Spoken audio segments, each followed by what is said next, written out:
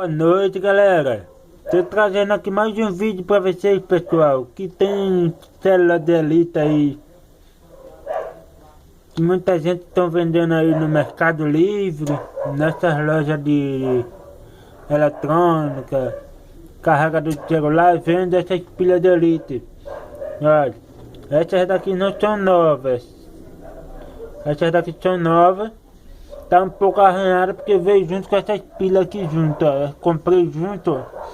Eu já fiz o teste, já tá tudo já testada. Inclusive peguei essas pilhas aqui.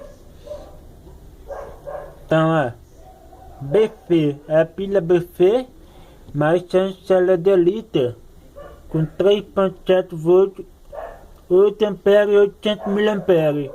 Olha o resultado final, pessoal, o que deu, ó. Essas não são pilhas verdadeiras. Essas são pilhas fortificadas. Ó, essa daqui é a primeira células. Ó, deu 120 miliamperes. 4.20 volts. Olha só o resultado que deu. É para dar mais. Ó.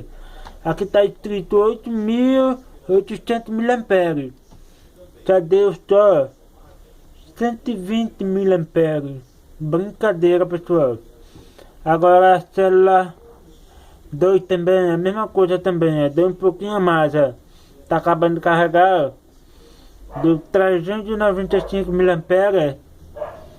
Aqui está escrito 3.7 volts, 8.800 miliamperes. Também é a mesma coisa, pessoal. Ó. E a terceira pilha está escrita 6.800 miliamperes, 3.7. Não sei o que vocês estão vendo aí. Tá focando, 6.800 miliamperes. Olha o resultado que deu, 218, pessoal. 218 miliamperes. Agora essa pilha aqui, essa terceira pilha aqui, são pilhas verdadeiras da reciclagem, que são pilhas de bateria de notebook. Ó, essa daqui eu lhe garanto, essa daqui é verdadeira. Tá fazendo o teste, ó. Botei junto com essa daqui já terminou, essa aqui tá terminando e essa aqui ainda tá fazendo processo, ó. Tá com 3.7, 659 miliamperes. Essas daqui são verdadeiras, essas daqui é fortificada.